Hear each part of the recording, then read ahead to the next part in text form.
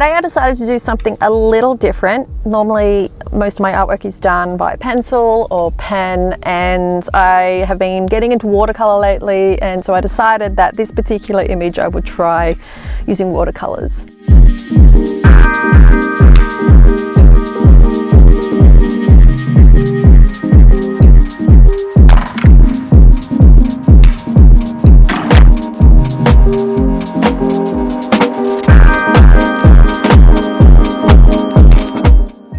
So I'm adding masking fluid now, and what that is, it's kind of like a rubbery texture that sets and stops paint from spilling over into that area. I didn't want any of the paint to spill over into the asteroid / planet, robot, or the little cat. I just wanted it all to be nice and clean. Now I have no idea how to do watercolor. It was basically just an experiment. I just wet the page and started adding all these random colors in the hopes that it would all work out.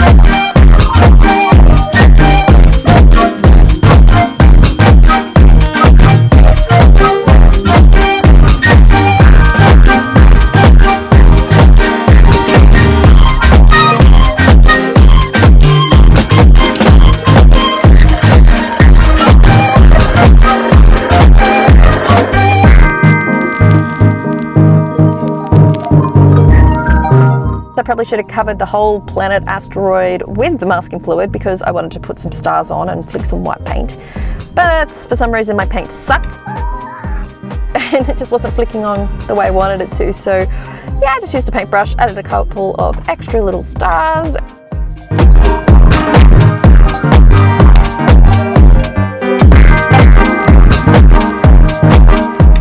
Removing the masking fluid, I was using an eraser. You can do whatever you want. I just found that to be the easiest method, and I'm ready to start painting the sad robot. I had a really limited palette because I bought it really cheap, and I really wanted to make the robot look rusty. I hadn't even considered mixing any of the colors and making the color that I want, but at this point I was kind of winging it, and I also I was very impatient and I wasn't really waiting for stuff to dry. At this point I really loved the robot. The robot was really great.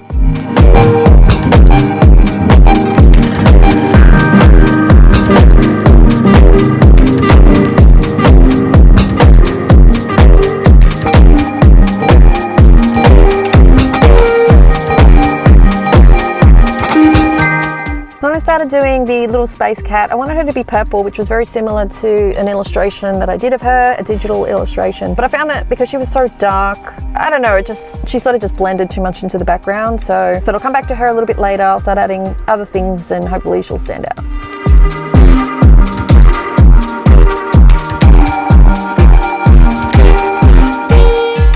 And at this point I think I went a little bit too far with the robot. I really wanted it to look rusty. I added way too many layers. I kind of wish I hadn't have done so much on the head. The head was perfect the way it was, but you know, you learn from these processes, and I don't regret it. I'm happy with it still, but I definitely wish that I had have not added so much. So I made a couple of mistakes. Some things ran, and yeah, I was just using water to just smush and blend it in. I did get a little impatient. Little cat was not dry, and I just started doing the planet asteroid and kind of reminded myself, hey.